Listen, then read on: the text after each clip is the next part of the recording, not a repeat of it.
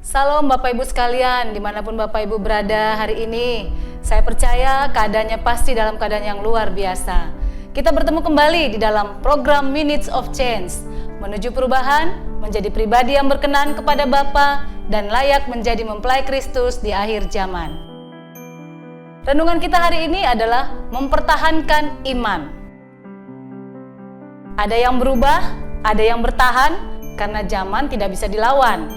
Yang pasti, iman kepercayaan harus diperjuangkan. Di dalam firman Tuhan, Matius 24 ayat 10-11 berkata, "Dan banyak orang akan murtad dan mereka akan saling menyerahkan dan saling membenci. Banyak nabi palsu akan muncul dan menyesatkan banyak orang." Perubahan zaman mengubah pandangan dan ideologi, termasuk prinsip dan tata cara beribadah. Kesanggupan untuk bersabar dan bertahan dalam kesetiaan dan komitmen sedang luntur ke gerus zaman. Di dalam Roma 16 ayat 18 berkata, "Sebab orang-orang demikian tidak melayani Kristus Tuhan kita, tetapi melayani perut mereka sendiri, dan dengan kata-kata mereka yang muluk-muluk dan bahasa mereka yang manis, mereka menipu orang-orang yang tulus hatinya." Cinta akan Tuhan sudah digantikan dengan materi. Demi semangkuk kacang merah, mereka menjual keselamatannya. Demi rating dan popularitas, mereka mengorbankan iman dan kebenaran. Di dalam Filipi 3 ayat 19 berkata, "Kesudahan mereka ialah kebinasaan. Tuhan mereka ialah perut mereka. Kemuliaan mereka ialah aib mereka. Pikiran mereka semata-mata tertuju kepada perkara duniawi." Hidup memang perlu makan, namun jangan gara-gara makanan dan kepuasan hidup, kita melakukan banyak kekeliruan, lalu salah memilih jalan kehidupan. Yohanes 6 ayat 27 berkata, "Bekerjalah bukan untuk makanan yang akan dapat binasa, melainkan untuk makanan yang bertahan sampai kepada hidup yang kekal, yang akan diberikan anak manusia kepadamu, sebab dialah yang disahkan oleh Bapa Allah dengan materainya."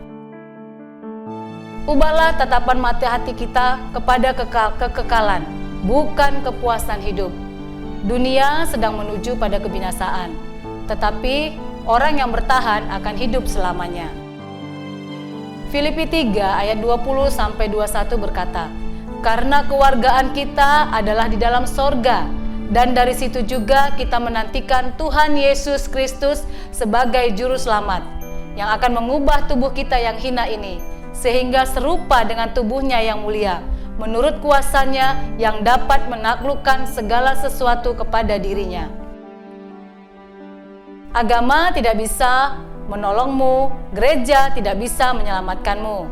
Hanya Yesus Kristus, Sang Juru Selamat, yang bisa menyelamatkan kita semua. Dia yang mengubah segalanya dari kebinasaan menjadi kemuliaan.